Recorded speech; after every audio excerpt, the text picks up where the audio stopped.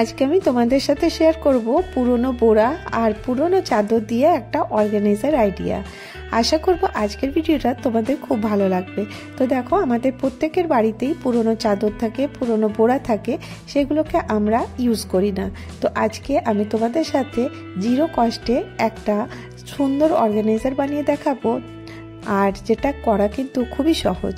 তো আমি এখানে নিয়ে নিচ্ছি পুরনো আটার বোরা। তোমরা এখানে আটা, চাল যে কোনো বোরা কিন্তু নিতে পারো, আর সাইজটা কিন্তু তোমাদের উপর ডিপেন্ড করবে তোমরা কত বড় অর্গানাইজারটা বানাতে চাইছো। তো সেই জন্য আমি মেজারমেন্টটা দিলাম না, যতটা বড় তোমাদের কাছে বোরাটা থাকবে অতটা বড়ই কিন্তু অর্গানাইজারটা রেডি হবে। আর এটা বানানো খুবই সহজ। তো প্রথমে দেখো, বোরাটা আমি এইভাবে নিয়ে নিলাম, তারপর দেখো এটাকে আমি হাফ করে নেব। তো কিভাবে করছি তোমরা দেখে নাও। তো এই রকমের বোরা দেখো মুদি দোকানে অনেক পাওয়া যায়, আর এগুলো কিন্তু ইজিলি কিন্তু আমরা আনতে পারি, আর এটা দিয়ে কিন্তু অর্গানাইজার বানাতে পারি। তাহলে কি হবে, আমাদের অনেকগুলো টাকা কিন্তু বেঁচে যাবে। তো দেখো এরকম করে আমি এটাকে হাফ করে নেব। আর এই অর্গানাইজারগুলো যদি বাড়িতে থাকে, কাপড় চোপড় রাখতে কিন্তু খুব সুবিধা হয়। আর এইগুলো করতে কিন্তু কতটা সহজ তোমরা না করলে বুঝতে পারবে না। তো দেখো আমি দেখো দুটো পার্টে কাট করে নিলাম এই আটার ব্যাগটা। এবারে ঠিক ওই মেজারমেন্টেই আমি চাদরটাও কেটে নিয়েছি। চাদরটা কিন্তু এই যে বোরাটা আছে তার থেকে 1.5 ইঞ্চি বড় সাইজের কেটে নিয়েছি। কেন কেটেছি আগে তোমরা বুঝতে পারবে যে আমি কেন কাটলাম। তো এবারে দেখো আমি এখানে বল পিন লাগিয়ে কাপড়টার সাথে এই প্লাস্টিকটা সিকিউর করে দিচ্ছি।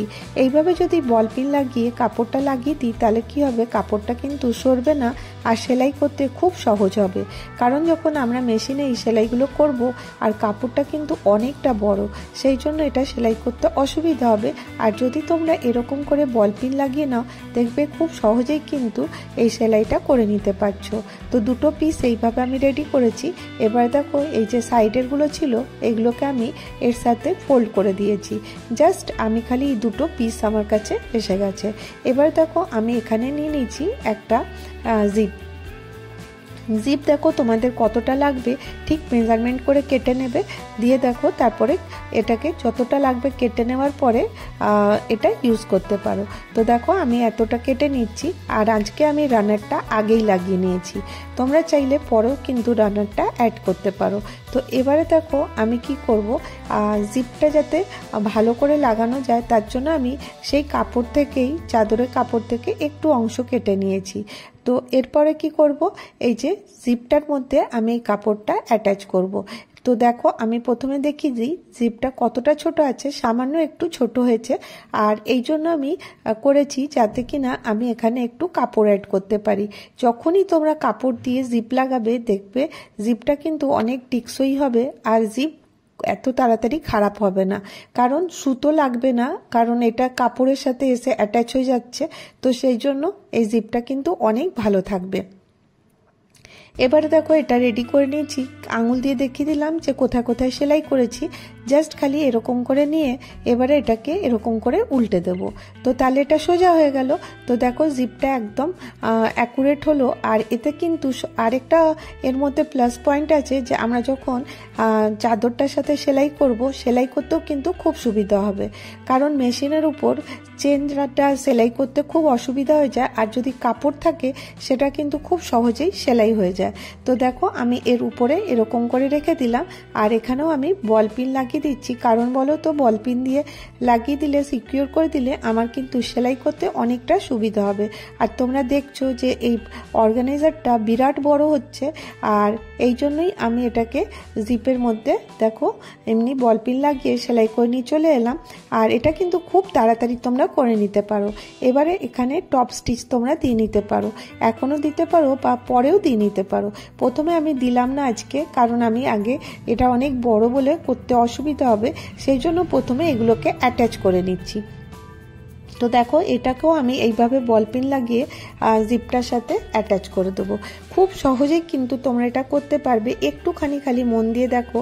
আর এটাতে কোনো মেজারমেন্ট এখনও আমি তোমাদেরকে বলিনি। এবারে দেখো এটা দুটোকে আমি অ্যাটাচ করে দিলাম।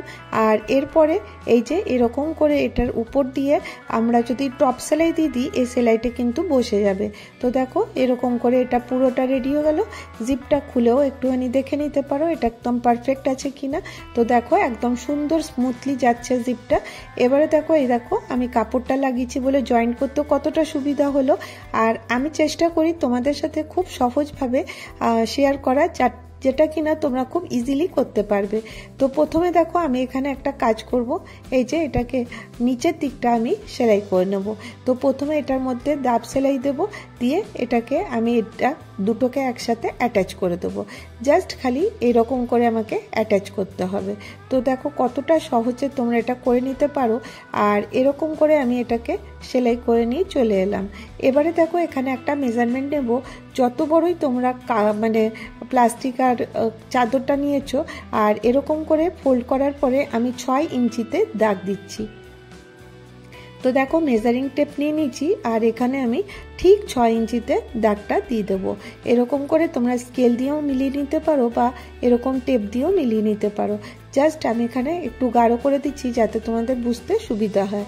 এবারে দেখো এটাকে আমি এইভাবে ফোল্ড করে নেব। আশা করি তোমরা বুঝতে পারছো কিভাবে ফোল্ড করলাম। দিয়ে দেখো কাপড়টা আমি সুন্দর করে বিছিয়ে নেব যাতে কোথাও ভাঁজ না থাকে। এবারে দেখো আমি এখানটাতে এরকম করে আরেকটা মেজারমেন্ট আমি নিয়ে নেব। তো এখানে আমি মেজারমেন্ট নেব 4.5 বাই 4.5। তোমরা তোমাদের হিসাব মতন বক্সটা নিতে পারো, ছোট বড় যেরকম ইচ্ছা তোমরা সেই রকমের বক্স কিন্তু তৈরি করতে পারো। আমি দেখো এরকম করে 4 দিকে আমি 4টা বক্স ঠিক একই মেজারমেন্টে কেটে নেব। তোমরা চাইলে 4 দিকে যদি বক্স না ড্র করতে চাও, তোমরা একটা দিকে ড্র করে কেটে নিয়ে সেটাকেই 4 দিকে বসিয়ে কেটে নিতে পারো। তো দেখো আমি তোমাদেরকে দুভাবেই দেখিয়ে দিচ্ছি। এরকম করে আমি মেজারমেন্টটা নিয়ে নিচ্ছি, নিয়ে তারপরে আমি এখানে বক্সটা রেডি করে দেবো। তো বক্সটা কি হবে রেডি করলে, এটা এর যে অর্গানাইজারটা বানাচ্ছি তার বেস রেডি হয়ে যাবে। কোনো জিনিসের বেস বানাবার জন্য আমাদেরকে এরকম করে বক্স বানিয়ে নিতে হয়। তো আশা করি তোমরা এতক্ষণ পর্যন্ত বুঝতে পারলে। আর খুবই সহজ, একটা খালি দুটো টুকরো কাপড় দিয়ে তোমরা কিন্তু এটা করে নিতে পারবে। এবারে আবার আমি দেখো এখানে বল পিনটা লাগিয়ে দিচ্ছি। আমি তোমাদেরকে সবসময় বলি বল পিন লাগাতে, কারণ এতে কিন্তু সেলাই করতেও খুব সুবিধা হয় আর কাটিং করতেও খুব সুবিধা হবে। তো এবারে দেখো, কারণ চাদরের কাপড়টা হালকা একটু সরে যেতে পারে, সেই জন্য বল পিনটা লাগাবে যাতে চাদরটা না সরে যায়। এখানে দেখো আমি এইভাবে কেটে নিচ্ছি, 4 দিকটাই কিন্তু আমি এইভাবে কেটে নেব। তোমাদের সাথে আমি অনেকবার বানানো শিখিয়েছি বা দেখিয়েছি যে কিভাবে এটা করতে হয়। খুবই সহজ, কিন্তু হয়ে যাওয়ার পরে তোমরা নিজেরাই বলো যে অনেকটা ভালো হয়েছে। তো দেখো এরকম করে আমি এটা দিয়ে পুরোটা কাট করে দিচ্ছি। তো চারপাশে 4টা বক্স আমি বললাম তোমরা মেজারমেন্ট করেও করতে পারো, বা এরকম করে যে একটা বক্স কাটলাম ঠিক তার মেজারমেন্টটা এখানে রেখে দিয়ে এরকম করেও কেটে নিতে পারো। তো দেখো কতটা সহজে এটা কাটা হয়ে যাবে, আর মেজারমেন্টটাও একদম পারফেক্ট হবে। এবারে তোমরা তো জানোই কি করতে হবে। এবারে দুটো সাইডকে সেলাই করে নেব, আর সাইডটা সেলাই করে নেওয়ার পরে এক্সট্রা যে কাপড়গুলো থাকবে সেগুলোকে আমরা কেটে বাদ দিয়ে দেব। এতে কি হবে, ফিনিশিংটা খুব ভালো আসবে। আরেকটা কথা বলে দিই, তোমরা কিন্তু এই যে এগুলো জায়গাগুলো দেখছো, এগুলোতে তোমরা কোনো ক্যারি ব্যাগ কেটে তারপরেও কিন্তু এটা জয়েন্ট করে দিতে পারো, মানে পাইপিনের মতন লাগিয়ে দিতে পারো। এতে কিন্তু আরও দেখতে ভালো হবে। আমি তো কাপড়টা আগের থেকে সেলাই করে দিয়েছিলাম, তো এটা দেখতে খারাপ লাগছে না, সেই জন্য আমি আর পাইপিন আজকে লাগাচ্ছি না। কিন্তু তোমাদের যদি মনে হয় যে বোড়াটা দেখা যাচ্ছে বা ভালো লাগছে না, তোমরা কিন্তু 1-1.5 ইঞ্চির পাইপিন কেটে এর মধ্যে লাগিয়ে দিতে পারো। এরপরে দেখো আমি যেটা খুলে রেখেছিলাম ওটাকে আমি এইভাবে ফোল্ড করে দিচ্ছি। তো এখানেও আমি বল পিন লাগিয়ে দেবো, আর এই বল পিন লাগিয়ে সেলাই করে নেব। আর এই দেখো চাদরটার সাথেই কিন্তু এই বোড়াটাকে আমি ধরে নিচ্ছি, নাহলে পরে চাদরটা ছেড়ে দিলে কিন্তু মানে উপরটা সেলাই হয়ে যাবে, ভেতরটা আর হবে না, সেই জন্য কিন্তু অনেক অসুবিধা হবে। এই জন্য মনে রাখবে যে দুটো কাপড়ই যেন একসাথে সেলাই হয়, সেই জন্য সুন্দর করে ধরে বল পিন লাগিয়ে তারপরে কিন্তু সেলাইটা করবে। খুবই সহজ, কিন্তু খুব সুন্দর তোমরা কিন্তু অর্গানাইজারটা তৈরি করতে পারো। এবারে এক্সট্রা যতগুলো ছিল আমি দেখো এরকম করে কেটে এটা ফিনিশিং করে দিচ্ছি। তোমরা ভাবছো এটা কি হবে, তো এটাকে সোজা করতে দাও, তাহলেই তোমরা বুঝতে পারবে এটা কত বড় অর্গানাইজারটা আমি রেডি করলাম। তো দেখো এখান থেকে এগুলো কেটে দিচ্ছি।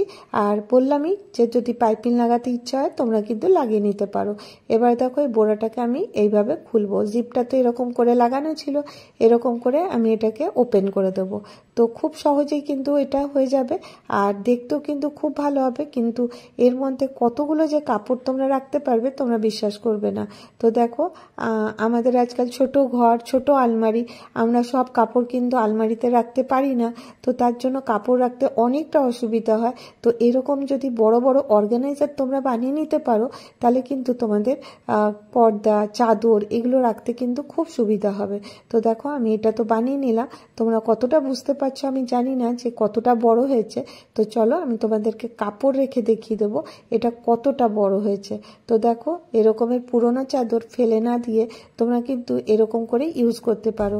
চাদরের জায়গায় তোমরা কিন্তু শাড়িও নিতে পারো, বা তোমাদের কাছে কোনো বড় কুর্তার কাপড় থাকলে সেগুলো, শার্ট প্যান্টের কাপড় থাকলে সেগুলো কিন্তু ইউজ করতে পারো। তো দেখো আমি বক্সটা খুলে নিচ্ছি, আর এর মধ্যে আমি পর্দা, সোফার কভার অনেক কিছু অ্যারেঞ্জ করে আমি রাখতে পারি। তো দেখো কতটা কম সময়ের মধ্যে তোমরা এই অর্গানাইজারটা রেডি করতে পারলে। তো যদি তোমাদেরকে ভিডিওটা ভালো লেগে থাকে অবশ্যই একটা করে লাইক করে দিও, আর যদি অনেক ভালো লাগে তাহলে চ্যানেলটাকে সাবস্ক্রাইব করে নিও। আর যখনই তোমরা বেলটা দাবিয়ে দিও, আর যখনই তোমরা আমার ভিডিও আমি আপলোড করব নোটিফিকেশান পাবে, তখনই তোমরা ফট করে দেখে নিতে পারবে। তো দেখো খুব সহজেই আমি এটা বানিয়ে নিলাম। আর এবারে তোমরা কোন ভিডিও দেখতে চাও তোমরা জানিও, তোমরা আমি কি বানাবো যদি তোমরা আমাকে বলো তাহলে আমি সেই জিনিসটাই বানাবো। তো আজকে আমি দেখো খুব সহজেই, আর এর মধ্যে দেখো সোফার কাভারগুলোও রেখে দিচ্ছি। কতটা ইজি হলো রাখতে, আর এতটা সুন্দর যে এটা কোথাও তোমরা স্টোর করে রাখতে পারো, ডিভান বেডে রাখতে পারো, বা ওয়ার্ড্রপে রাখতে পারো, বা এমনিও কোথাও ট্রাঙ্কে রেখে দিতে পারো। তো এতে কি হবে, তোমরা এক জায়গায় সব জিনিসগুলো পেয়ে যাবে, আর জিরো কস্টে তোমরা কিন্তু এই অর্গানাইজারটা ইজিলি বানিয়ে নিতে পারো। তো আজকে আমি তোমাদের সাথে এই শুধুমাত্র একটা আইডিয়া শেয়ার করলাম। তো কেমন লাগলো জানাতে ভুলো না, তোমাদের কমেন্ট আমাকে অনেকটা মোটিভেট করে নতুন কিছু করে নেওয়ার জন্য।